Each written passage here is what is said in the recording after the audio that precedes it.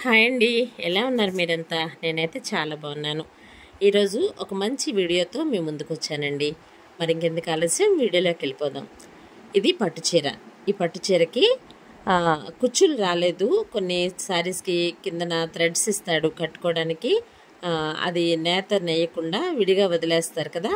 అయితే ఈ చీరకు అలా రాలేదు. అందుకని పీకో చేసేసిన తర్వాత శారీకి పళ్ళు డిజైన్ చేద్దామని చీరలో ఉన్నటువంటి కలర్ దారాన్ని తీసుకున్నాను. ఈ దారం ముందుగా చేతికి కానీ లేదంటే స్కేల్కి అయినా సరే, ఒక వెడల్పైన అట్టకు కానీ ఎలా అయినా సరే మనకి కుచ్చు వచ్చేటట్లు బాగా రౌండ్స్ ఎక్కువ చుట్టుకోవాలి. అలా చుట్టుకున్న తర్వాత పూసల సూదులని వేరేగా ఉంటాయండి, సన్నగా పొడవుగా ఉంటాయి.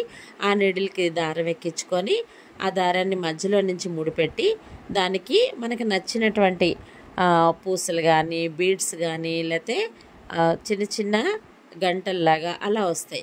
అయితే నాకైతే అవన్నీ పెట్టడం ఇష్టం లేక ఇక్కడ ఓన్లీ బీడ్స్తోనే నేను చేశానండి. చూడండి, ఇది నా సారీ కదా, మరీ అట్రాక్షన్గా ఉండటం నాకు నచ్చదు. అందుకని చెప్పేసి సింపుల్గా చేసి చూపిద్దామని గోల్డ్ కలర్ బీడ్స్ తీసుకున్నాను. తర్వాత పర్పుల్ కలర్ పూసలు తీసుకున్నాను. ఈ పూసలు ఏంటంటే గిల్ట్ పైన పొర ఊడిపోయేవి కాదండి, ఆ తేనె పూసలు అంటాం కదా, ఆ టైప్లో ఉన్నాయి. కొంచెం పెద్ద సైజు అనమాట. మధ్యలో ఒక పూస పెట్టి ఫస్ట్ 5 గోల్డ్ కలర్ పూసలు, తర్వాత మధ్యలో ఒక పర్పుల్ కలర్ పూస, ఆ తర్వాత మళ్ళీ ఒక 5 పూసలు గోల్డ్ కలర్ పూసలు పెట్టి బీడ్స్ పెట్టి పళ్ళుకి కట్టేశాను. పళ్ళుకి ఎప్పుడైతే దీన్ని మనం యాడ్ చేస్తామో చేసిన తర్వాత ముడి చీర దగ్గర పెట్టేసి వదిలేయకూడదండి. ఎందుకంటే ఈ సిల్క్ దారాలు త్వరగా ముళ్ళు విడిపోతాయి. అలా ముడి వేసేసి వదిలేయకుండా ముడి వేసిన తర్వాత అదే సూదిని మరలా ఆ పూసల్లో నుంచి రివర్స్ కిందకి తెచ్చేయాలి. చూస్తున్నారు కదా, ఆ పూసల్లో నుంచి కంప్లీట్గా చివరి వరకు మరలా కుచ్చు ఎక్కడైతే మనం పెట్టామో ఆ కుచ్చు దగ్గరికి తెచ్చేసి అక్కడ ముడి వేసేయాలి. ముడి వేసిన తర్వాత దారాన్ని పొడవుగా కింద ఎంత అయితే కూర్చుందో అంత కుచ్చు వరకు వదిలి ఈ సూది దారాన్ని కూడా కట్ చేసుకోవాలి.